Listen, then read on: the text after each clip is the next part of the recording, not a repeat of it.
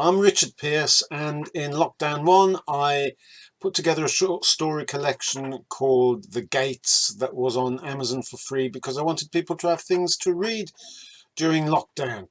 It's on Amazon still for 99p because they won't let me have it at zero forever, which is their loss, I guess, and mine to an extent. So I've decided to make some podcasts of it. And this is going to be totally unedited, and if anyone interrupts, then it's just going to be live podcasting, whatever you want to bloody well call it. But I just want to be able to offer some solace, or whatever you want to call it, to people during lockdown 3, which we are now on. So I'm going to try and read the first short story in this collection in this episode, and we'll see how it goes. And if it's total rubbish, I'll just record it again. If it's average, I'll leave it on, shall I? This is called Future History. And if I don't look at you all the time, that's because I'm reading my script, because it's totally impossible to record to learn off by heart a short story. Well, for me it is anyway. Storytellers in fires and stuff like that, they used to just make it up as they went along. I'm not clever enough for that. But anyway, here we go. This is future history. Someday they will write about this. Somewhere in some era, in some century that lies without our reach, they shall pencil their tracts into the endlessness that's the memory of their machines, and print them into the nothingness that is the ether of existence. Will they write it as a story of love or a story of loathing?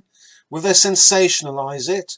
Or will they capitalize on each ounce of sentiment humans could exude when trying to be heroes on film? Will they capture each clip onto video to send it down the line with all their other lies? Or will they tell it as the truth? Someday, how the moon superseded the sun as the sentinel of reason. How machines became the soothsayers of the age that spawned theirs. How passion started to give way to reason and coldness. How the echoes started to fail because there was no longer speech to pound against the walls of the world. How society failed to keep a check on itself.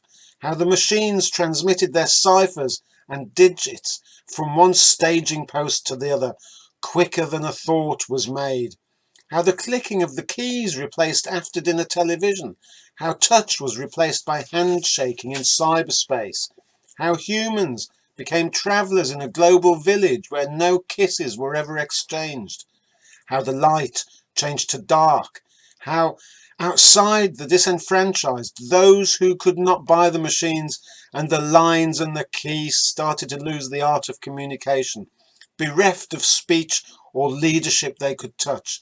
How the underclass started to grow, how the underclass started to die, starved of more than dignity and food. The emergency generators for computers rather than hospitals, the flickering lights in the tower blocks opposite the blazing lights of Fortress private enterprise, and how the rebels still believed themselves to be rebels because they thought that no one policed the web they'd created, and the shy and angry behind closed shutters, speaking to no one in particular, just one mainframe after the other. How youth no longer existed because adulthood was so easily available. How innocence became an affectation rather than a stage of life. How printed words no longer were important because the symbols could be sent from one wireless machine to another, out into the night sky, and made real just by the reseated bleep of the whirring devices. How cutting the deal became more important than benefiting from it. How each machine took on the characteristics of its user. How each machine started a dialogue of its own with machines chosen at random from its human-made subconscious. On some unnamed day, in some unnamed town, in some unnamed country, on some unknown planet we call the Earth, lightning struck a tree and laid a fire into it. The primitive, for it was he, conserved the fire all day and all night, growing strong through its power of fear. He conserved the fire until he himself had learned how to make it start. Thus he discovered flint, and carried the sparking stones with him on his nomad's chores. He discovered the sharpness of the flint, and ceased to kill merely with his hands, and ceased to kill merely out of hunger, and ceased to kill merely by accident, and ceased to kill only those who threatened him, but killed those who were weaker, and those who obstructed his will, and those he did not like, or those that did not speak his own language.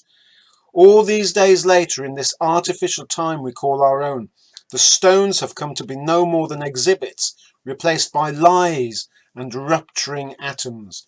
How the status quo is preserved by modernity. How those that rule will always be those that rule, for their clandestine discoveries nurture their clandestine orders and appoint grand masters of fate. Someday they will write about this, how the rebels give up the cause without knowing it, how they get seduced into the ruling class without resistance because the system is easier to beat from the inside, how the only good rebels are dead rebels because they have not become morally fat and corrupt, how they pass their messages along the same net they helped create to ensnare those that dare assume their mantle. How mankind is kept alive by acts of faithlessness and treachery, how easy electronic signatures are to forge, how silent the world started to become when the underclass gave up and the rebels became heroes of the system, how there may still be pictures of trees in some forgotten subgroup in some swamp of the web, how in some forgotten time there were still trees in the real world, outside the houses of those praying to their flickering gods during cheap rate hours.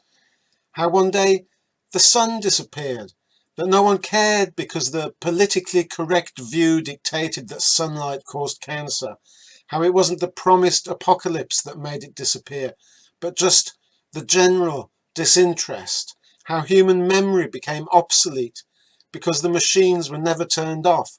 How the world became a grey place, grown from savagery to apathy. How the murderer became the poet. How the poet became the businessman. How the businessman became king. How the king invented the machine. How the machine became queen and fulfilled every desire that fell upon it. How desire waned and became greed. How greed fed the spider's worldwide web. How the world became a hollow spectacle for the disinterested. How eyes grew empty and faces vacant.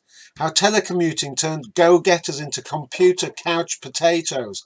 How the churches abandoned the cross as a symbol because it was no longer politically correct. How fascism became acceptable because it knew how to manipulate the ever-growing web.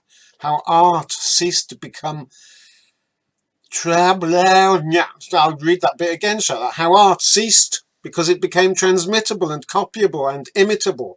How culture became a 1-minute fad. How the science fiction of one age became the nostalgia of another.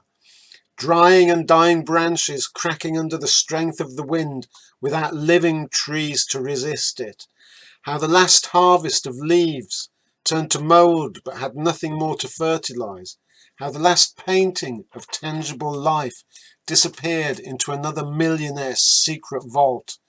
How the millionaire died hawking beta copies of the latest killer application to another millionaire.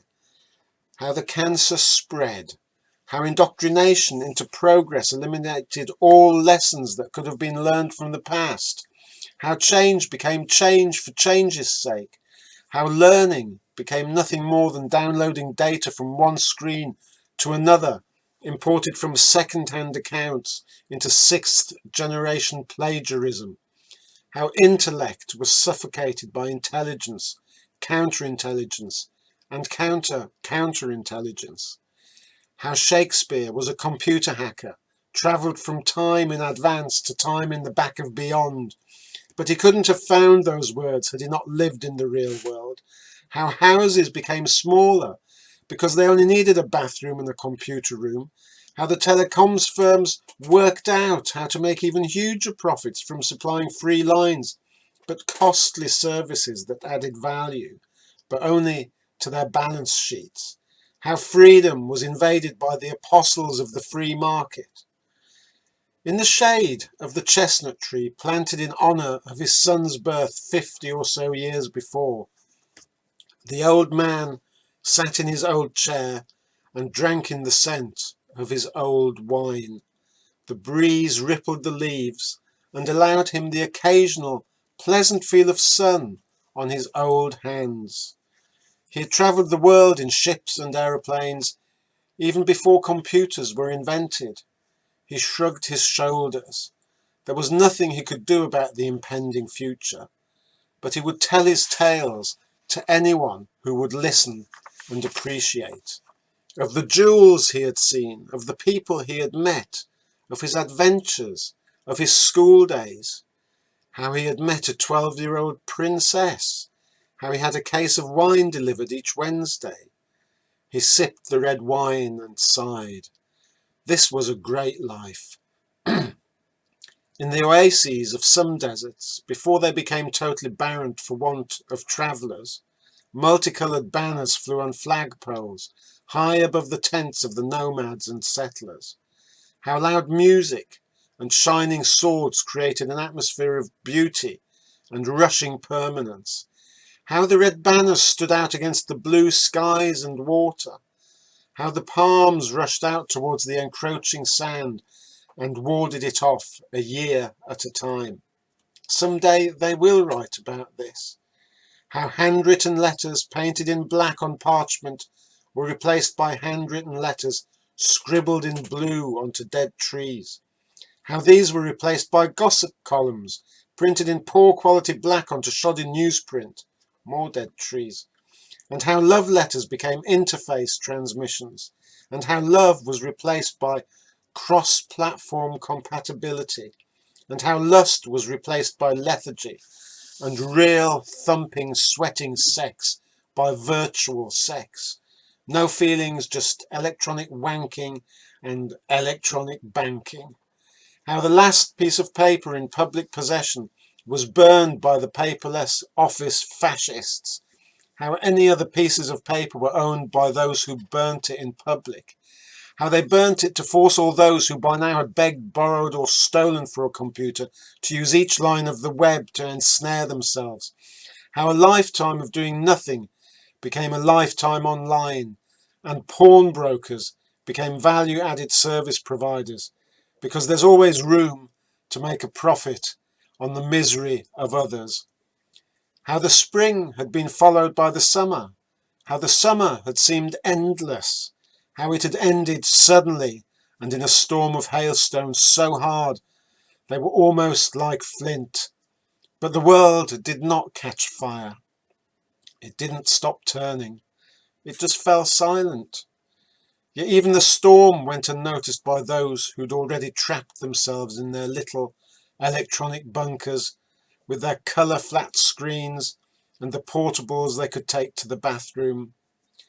How the only way to live was to spend day and night online, sending and receiving and resending messages, real time or just poste restante, out into fake name electronic address. On this system, everyone could be a hero in name, and yet unknown to anyone but the mirror. How everyone became equal, because each user became faceless. How the world lost its identity. Someday they will write about this. The light clouds high in the taffeta sky, the gentle breeze across a freshly washed face, a caring touch from a lover's hand, the healing hand of a parent, the physical pain of living, pushing breathing beyond the boundaries of distance, the sun warm on aching fingers, green hills below and the snow line just ahead, the sounds of different voices, the pleasure of nature's living silence, the vast expanse stretching out from the summit, jubilation, descent, the knowledge that nature is never beaten. That was then.